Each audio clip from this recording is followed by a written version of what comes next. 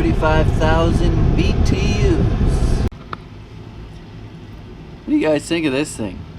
It's kind of dark in here, and the camera really isn't picking up all the light that this puts out.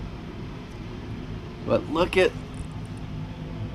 that. It looks like real fire. And it you can change the color of those crystals. Oh, that's cool. And then you can change the color of the flames in the back. I think. There you go. And you can change the speed of the flames.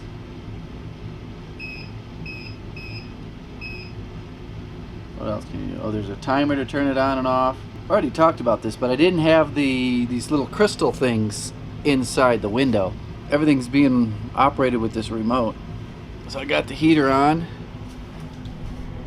Can you feel that? Nice and warm. I've been putting off painting this thing for a while. It's been fully assembled for like a week.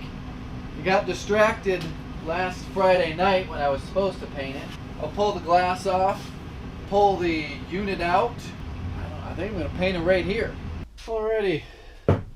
This first phase of the paint is just using some Kills 2 latex primer.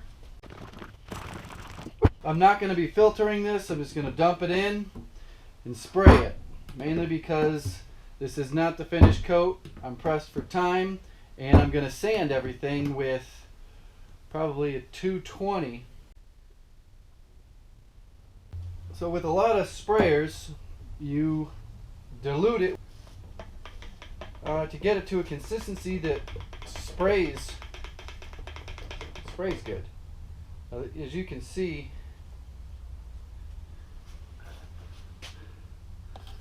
it's not as thick as exterior paint, and this really doesn't need that much for this sprayer, but you want to get it to atomize and an even coat go on.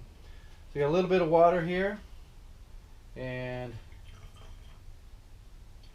put about half in, mix this up, and then I have a viscosity cup that in the past I've measured the time for the viscosity cup to empty.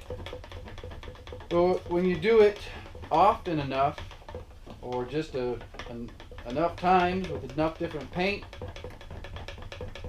you kind of get a feel for what's going to spray out of your particular sprayer.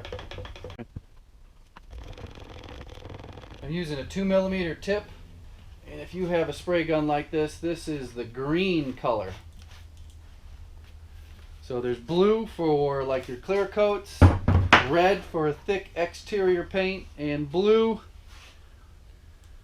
for a thinner interior paint.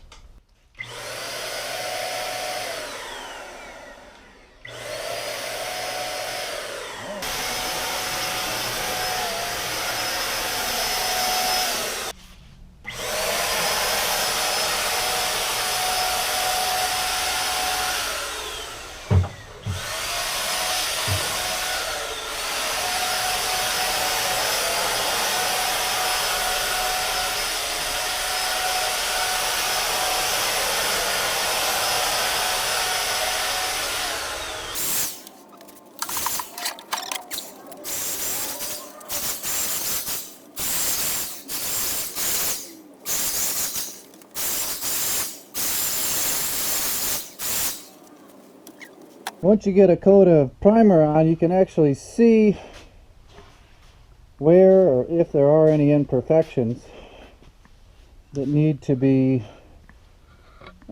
filled again and primered. I see a little something or other right there. We'll address that later. But it gives you a nice clean surface to look at for any defects. Yeah. Must be a glob of glue or something was there. But like I said, it'll all get sanded, and then maybe another coat of primer. I didn't get one coat coverage on the nail holes with the wood filler I used. What I did is I just went over it again with a little bit of that, And it's dried, and I'm just going to hand sand very lightly.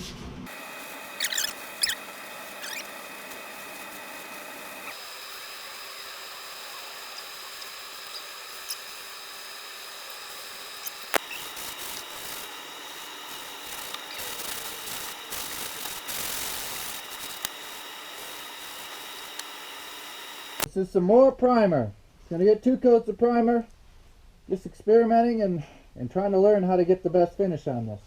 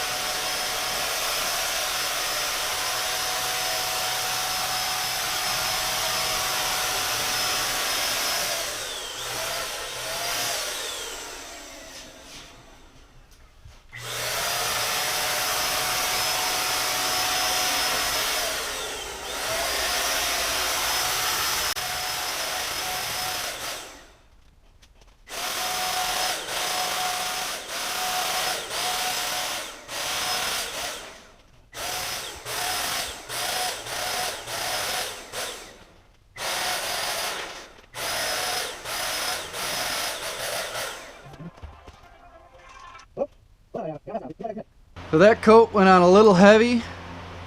So as you can hear, I got a little box fan right there with the filter behind it so we don't blow dust on it. Just trying to get it to set up so that I don't get any runs. The key is to be able to spray a nice heavy coat that wets out but not have it run. I think I'm okay. I saw it was a little heavy on this side, but I think it's gonna work out. I'm gonna put the heater back on here too. Well, I just put the last coat on the top and I unplugged it as I was walking by. I lightly dragged the end of the cord right through there.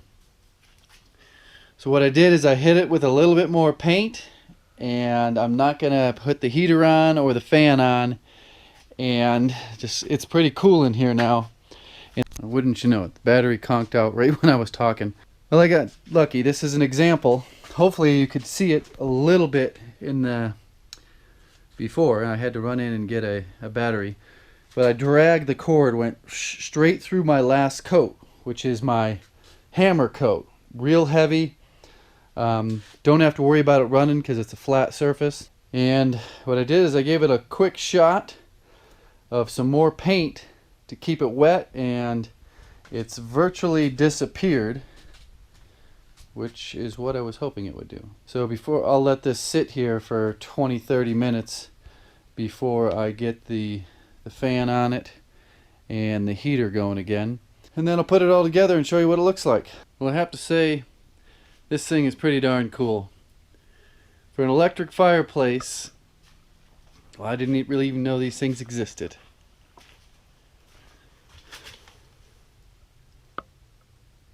If you don't have gas or a spot to put a fireplace, you can build yourself something like this